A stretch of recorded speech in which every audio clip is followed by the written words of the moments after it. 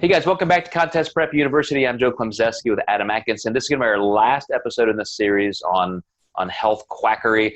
We talked last time about gastroenterologist-based GI issues, things you should be seeing a gastroenterologist for, perhaps. That's a hard word to say fast, Adam. But let's specifically look at things like Sibo, which is a bacterial overgrowth of the small intestine, and even things like Candida, which is more of a fungal infection that can actually be systemic, throughout your entire GI system. A lot of people think that's just a gynecological issue, but it can very much be a GI issue. Some of these things are real, and again, can take some testing, but a lot of times, Adam, because they're fungal and bacterial, those are microbes that consume sugar. And so the number one way to reduce symptoms from that and get those under control, because our body has that bacteria and has those fungal components anyway, it's not a matter of getting rid of it, it's a matter of reducing it back down to the microbial levels that are normal for our human species.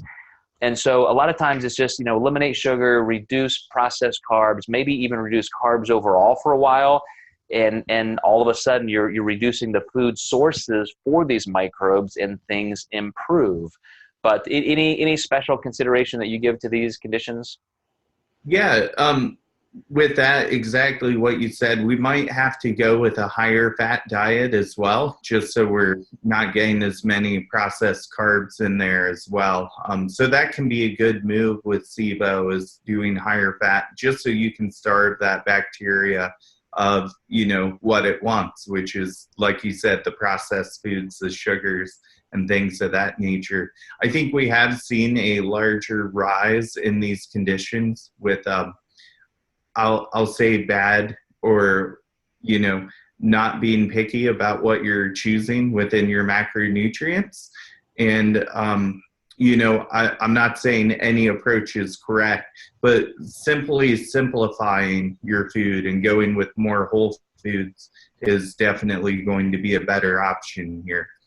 And, just to be fair, because we've been pretty harsh on these alternative medical, quote, practitioners, there are some things that are helpful. So if you went to one of these people and you had symptoms of Candida, let's say, in your GI system, or even as an OBGYN consideration, and they may say, well, here, take this garlic and take this colloidal silver and take this and take that. And some of these things have antimicrobial properties, and that can actually be helpful, but it's not necessarily going to fix an issue that is generally governed by your diet.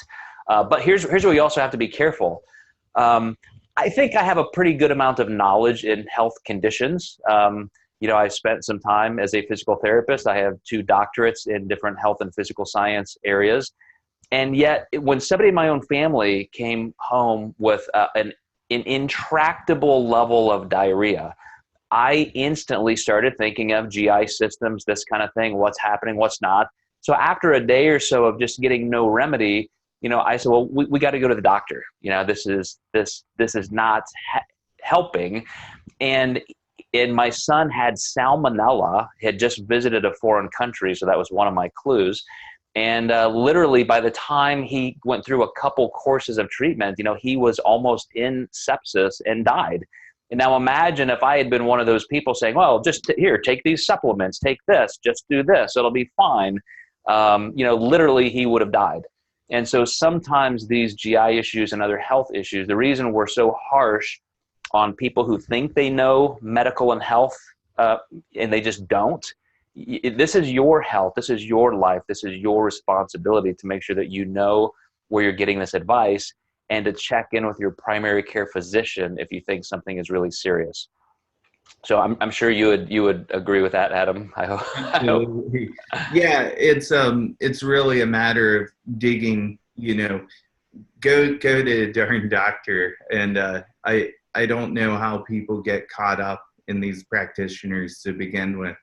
And I know sometimes people are just scared of the doctor, but I think you should be more scared of unqualified professional working with you.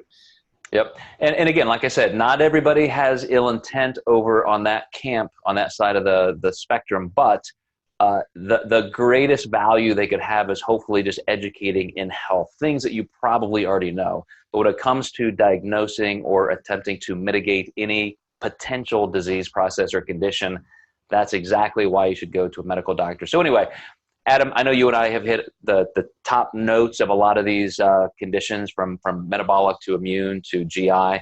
And you guys, we hope that helps as you watch and listen. But we're going to continue on with some other things that directly relate to your training, contest prep, and so forth. But these are big impacting points. So thank you, Adam, for your contribution here to this series, as always. And we will catch you guys next time in Contest Prep University.